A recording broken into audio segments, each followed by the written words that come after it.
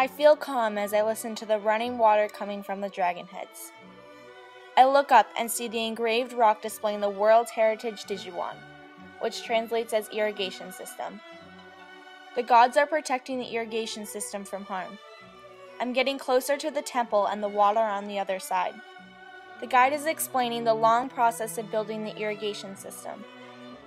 Over 2,000 years ago, Li Bing decided to create a way to supply Chengdu with water. His incredible plan was to completely change the environment and build another river. I'm standing at the tip of the rock that changed everything. They call it the bottlenose, used to split the Mingjiang River into two parts, the natural river and the man-made river.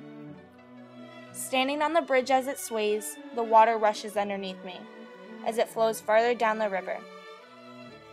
Grasping the wet rope, clenching it, wondering what other hands have touched this spot, my mind spins going back 2,000 years ago.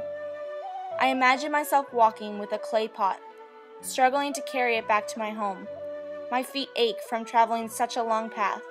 So many steps for water has now turned into 3 steps to my kitchen. Arriving at a sink, I feel the cold water on my skin, bringing me back to the bridge. I open my eyes. I'm fascinated by the water. There's a mesmerizing sound ringing in my ear. I watch the other kids walk back to shore. I hesitate, feel my feet on the wet wooden planks, release my hands from the frayed rope, and keep walking. I approach a stone area with weeds growing between the cracks. The guide explains that Li Bing built this for water to fill in when the water level rises. I ask myself how such a big river can have so much water that it will need both of these spots. I picture rain. So much rain that this huge stone area is rapidly covered by water.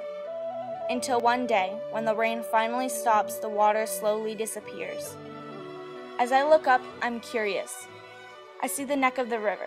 It's wedged in a mountain. Li Bing had cut a 30-yard gap in the mountain so water could flow to Chengdu. I can't imagine workers using their bare hands to create such an incredible system. As my mind processes all of this information, we leave the World Heritage Dujiangyan. I think about how incredible these people were to have so much persistence to make such a big impact on the Chengdu community. All these people in Chengdu now have water in their homes because of Li Bing.